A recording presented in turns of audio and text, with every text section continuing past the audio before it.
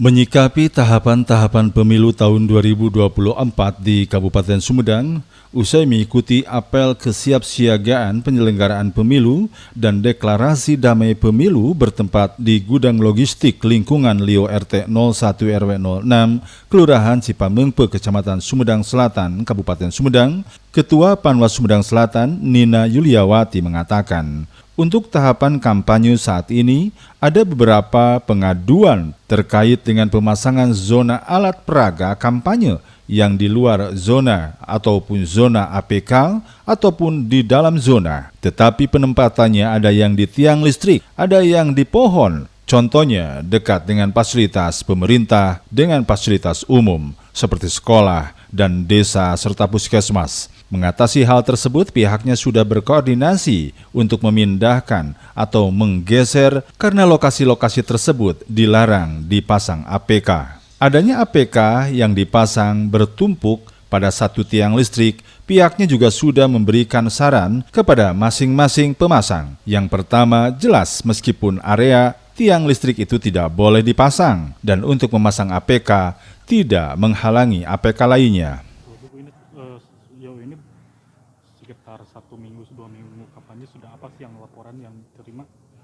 Laporan yang terkait dengan Hasil pengawasan untuk hasil, tahapan kampanye?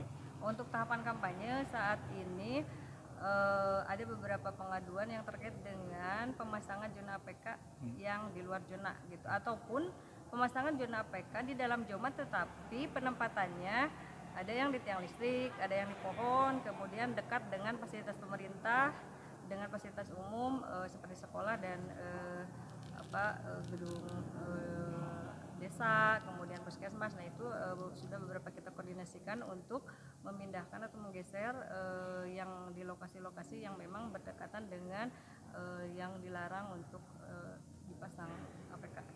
Kemudian ada beberapa juga yang kemarin ada terkait dengan adanya APK yang bertumpuk pada satu tiang listrik gitu. Nah itu tapi kemarin kita sudah memberikan saran kepada masing-masing yang memasang, karena memang jelas untuk yang pertama itu walaupun area pertama tiang listrik itu tidak boleh dipasang. Yang kedua untuk memasang APK itu tidak menghalangi pemasang APK yang lainnya gitu, dari partai peserta politik yang lainnya. Sudah diingatkan Bu peserta pemilu yang bersangkutan? Sudah. Dan untuk secara lisan kita sudah memberikan untuk beberapa hal yang bisa diselesaikan. Kemudian untuk saat ini kita sedang mendata masing-masing APK yang melanggar di zona dan akan membuatkan rekomendasi segera kepada PPK. Sementara itu, ketika meninjau langsung ke gudang logistik pemilu 2024 di PPK Sumedang Selatan, Nina mengungkapkan untuk saat ini kondisi gudang logistik masih memerlukan beberapa perbaikan. Salah satunya adalah masih terdapat kebocoran di beberapa titik. Selain itu, pihaknya juga menyarankan agar menggunakan palet. Penggunaan palet itu untuk mengantisipasi rembesnya dari air sehingga tidak merusak logistik pemilu. Disarankan untuk penggunaan palet minimal 2 palet per lantainya untuk menghindari rembesnya air yang bisa mengakibatkan bocor dan basah terhadap kotak suara. Logistik gimana kondisinya? Untuk saat ini kondisi gudang logistik masih memerlukan beberapa perbaikan. Salah satunya adalah masih terdapatnya beberapa kebocoran di beberapa titik. Salah satunya dari ujung-ujung dinding masih ada yang perlu diperbaiki. Kemudian sirkulasi udara berkaitan dengan panas, berarti harus menggunakan blower untuk penyejuk udara. Kemudian lampu-lampu masih belum memadai biar nanti gudang logistiknya lebih terang. Kemudian beberapa kebocoran yang masih bisa dilihat di beberapa tempat itu bisa ditutup untuk segera diperbaiki. Kemudian penggunaan disarankan untuk penggunaan palet minimal 2 palet per lantainya gitu untuk menghindari jika masih terdapat rembesan air yang bisa mengakibatkan bocor dan basah terhadap kotak suara maupun surat suara.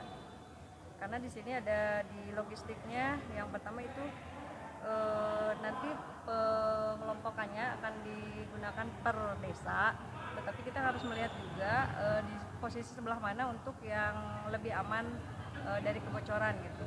Karena kalau misalkan tetap menggunakan gudang ini, disarankan untuk tetap perbaikan, dan sesudah perbaikan itu dan juga harus pengecekan secara langsung pada hari H ketika hujan turun. Itu akan lebih akurat untuk mengecek kebocoran.